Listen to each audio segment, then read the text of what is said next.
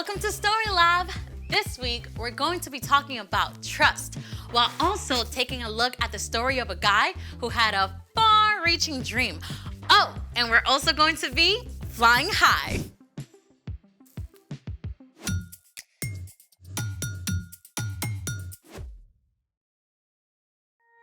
Hey there, I'm Amaya. And I'm Zeke. And today we're talking about trust, which is putting your confidence in someone you can depend on. And I'm depending on you to tell me what we're doing today. Have you ever been to the circus? Oh, I went once. And what was the coolest part? Oh, there were these guys getting shot out of cannons and other dudes doing crazy tricks on motorcycles and lions and tigers and bears. Oh my!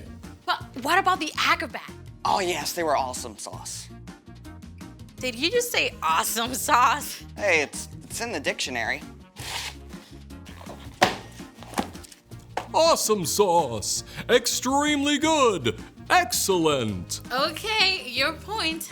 Acrobats are legit awesome sauce. And they had to be super strong and athletic and flexible and graceful all at the same Oh, time. that must take a lot of work. Exactly.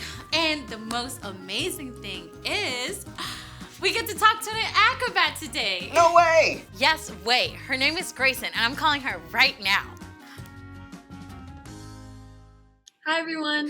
Hey, Hi. Grayson. We're so excited to have you. Thank you for having me. So you're an acrobat? Yes, so I do all kinds of aerial work on trapeze, silks, lyra. The what now? Oh, well, I think I can show you guys some pictures. Trapeze, silks, and lyra. Wow. How do you even start doing stuff like that? Well, my friend had a birthday party at the circus gym, and I fell in love with it. How'd you even know how to do it? I had coaches to help me, so they got me started with a lot of the basics. Stuff like balance and strength training. Like pull-ups and stuff? Yes, lots and lots of pull-ups. You have to build up a lot of strength if you want to trust your body when you're in the air. Trusting the trapeze. For sure. So all of the apparatuses have to be tested a lot before we can trust that they're safe. Plus, we have big mats in case we do fall. Wait, so you have to trust your training and the apparatus? What about the people you work with? Well, there's my duo partner, Parker. I have to trust him a lot when he's throwing me in the air. Wait. Parker, he throws you like through the air? Yes. So I was terrified the first time we did it. But we started by practicing in spotting lines. They're like safety ropes to keep me up in case I do fall. Wow. So you have to trust your coach and your partner, plus the spotting lines, plus your training and the apparatus? All at once. So we have to communicate about everything. That is amazing. Thank you so much, Grayson.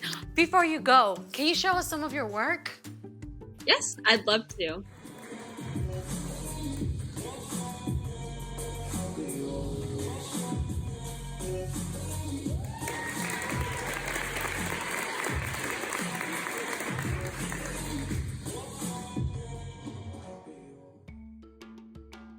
That was amazing. Thank you so much, Grayson. So cool. Thank you guys for having me. Bye, everyone. Bye. Think you and I could do that? I don't think I have that much trust. Well, speaking of trust, it's time for... The story before the story. Today, we're in the very first book of the Old Testament, Genesis. God's amazing world was broken by sin. But God chose Abraham and his wife Sarah and promised to bless the whole world through their family. And after waiting for a long time, Abraham and Sarah had a baby named Isaac. When Isaac grew up, he had twin boys, Jacob and Esau, who didn't exactly get along. And that's where our story starts. Hey, we're ready. Hey everybody, I'm Brian. Hi, Brian. We want to hear what's up with Jacob and Esau. Oh boy. Okay, these guys had it in for each other from the start. They wrestled while there were babies inside their mom. I mean, when Esau came out first, Jacob was holding onto his heel. And they were like super different, right? Oh yeah, Esau was really hairy while Jacob was smooth-skinned. And as they grew up, Esau loved to hunt while Jacob preferred to stay close to home. Now, Esau was the older brother by just a few minutes. This meant he had special rights to money and property and even leading the family one day. But he was such a hothead, he didn't always stop to think. Now, one day Esau was out hunting and didn't get anything. And by the time he got home, he was super hungry. Jacob had just cooked up a pot of delicious red stew, and Esau begged him for some. Sell me your rights as the oldest. Fine. I'll die if I don't get something to eat. Esau threw away something really valuable for a bowl of soup. I bet he regretted that big time once his stomach was full. And things did not get any better between the brothers. Their father Isaac was very old, and he wanted to pass on a special blessing to his oldest son. So he sent Esau to go hunt and prepare him a tasty meal first. Now, this is where things get squirrely because Isaac's wife, Rebecca, overheard. And while parents are not supposed to have a favorite kid, Jacob was definitely Rebecca's fave. Rebecca came up with a crazy plan. Your father sent Esau to hunt wild game and prepare a meal so your father can bless him. Hunting will take Esau all day, so I want you to choose 2 goats from the flock. I'll cook them up, and you can pretend to be Esau and take the blessing. Your father's eyesight is so bad, he won't know. But what if he touches me? My skin isn't hairy like Esau's. We'll cover your arms and hands with goat skin. Cool. Pretty wild, right? But Jacob did just what Rebecca told him. And sure enough, Isaac gave his blessing to Jacob. At last, Esau showed up. If you're Esau who just brought me a meal, I gave him my blessing. It wasn't me. Then your brother tricked me. First he took my rights as the oldest. Now he's taken my blessing. Dad's gonna be gone soon. Then I'll be in charge, and I'll get rid of Jacob. Jacob had won birthrights and a blessing all by being sneaky. But he had made an enemy of his older brother. Rebecca wanted to keep her favorite son safe. Esau is going to try to get rid of you, so I want you to run away to my brother Laban in Haran. But I don't know him. I've never been away from home. Just do it. Stay with him until Esau cools down. Okay. Okay, imagine you're Jacob. You got what you wanted, but it's backfired. You've got to leave home and everything you know. It's a pretty scary place to be. Jacob set off through the wilderness with nothing but his own thoughts. What's gonna happen to me? By nighttime, Jacob arrived at... The middle of nowhere. With no place to stay, Jacob curled up on the hard ground with nothing but a stone for a pillow. Neck crick. But as Jacob slept, the most incredible thing happened.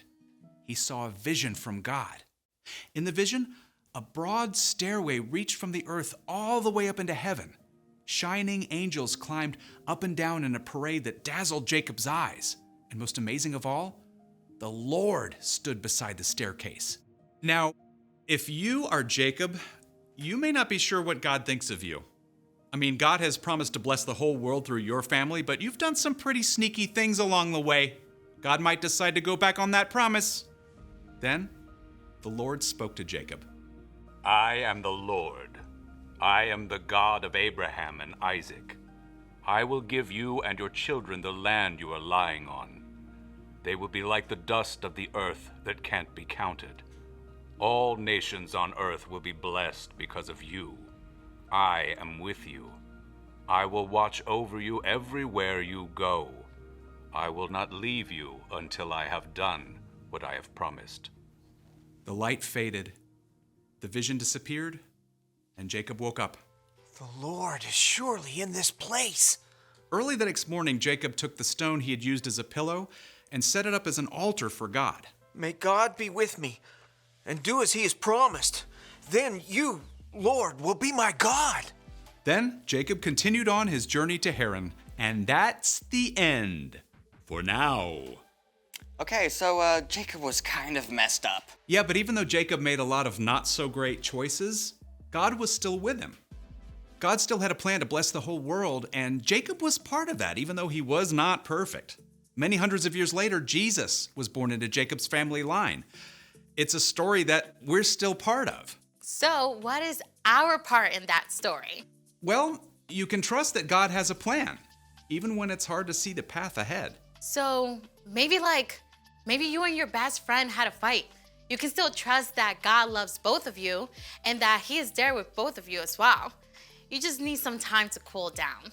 Or maybe you're struggling at home or school or really anywhere and you just don't know what to do. You can trust that God knows. God is in control. Yep. We don't always get to know the details of God's plans, but we do know God promises to make everything right in the end. Even if we mess up along the way.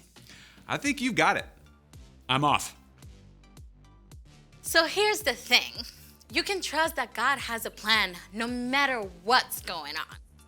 Got it. Now, do you think we can fit a trapeze in here? Grayson is so good. Let's just watch her some more. Awesome sauce. See you next time.